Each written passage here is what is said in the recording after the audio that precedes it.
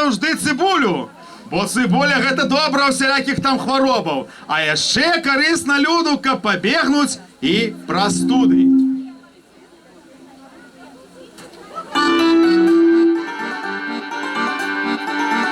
Я не ведаю, што мне рабіць з матуляю. Прымушае есці сала ды з цыбуляю. А не ведае пра тое, што мне 20. І мне хочацца з дзяўкамі цалавацца. А не ведае пра тое, што мне 20. І мне хочацца з дзяўкамі цалавацца. Цыбуля, матуля моя дорогая, пытанні кахання не перашкаджае. Цыбуля, матуля моя дорогая, пытанні кахання не перашкаджае. Я не ведаю, што мне рабіць з матуляю. Прымушае есці сала ды з цыбуляю.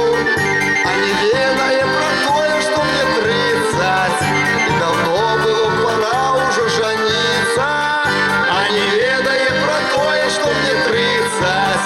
І даўно было пора ўжо жаніцца.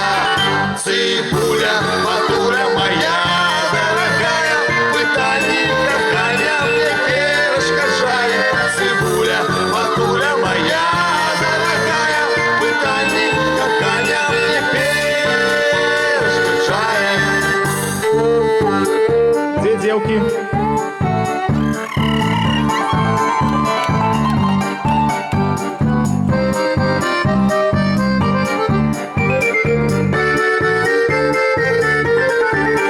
Цыбуля, матуля моя дорогая, пытанні кахання мне перашкаджае.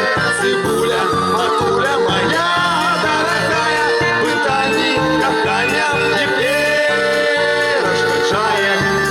Што ж знайшоў нарэшце згоду я з матуляю.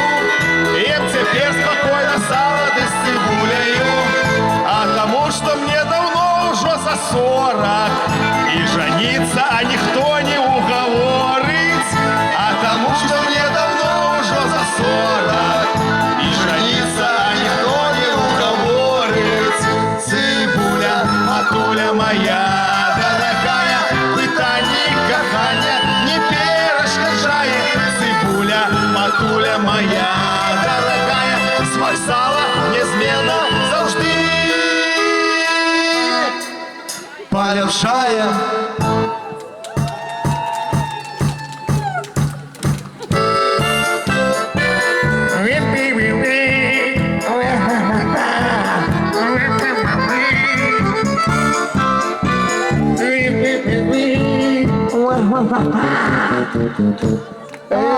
Матуля.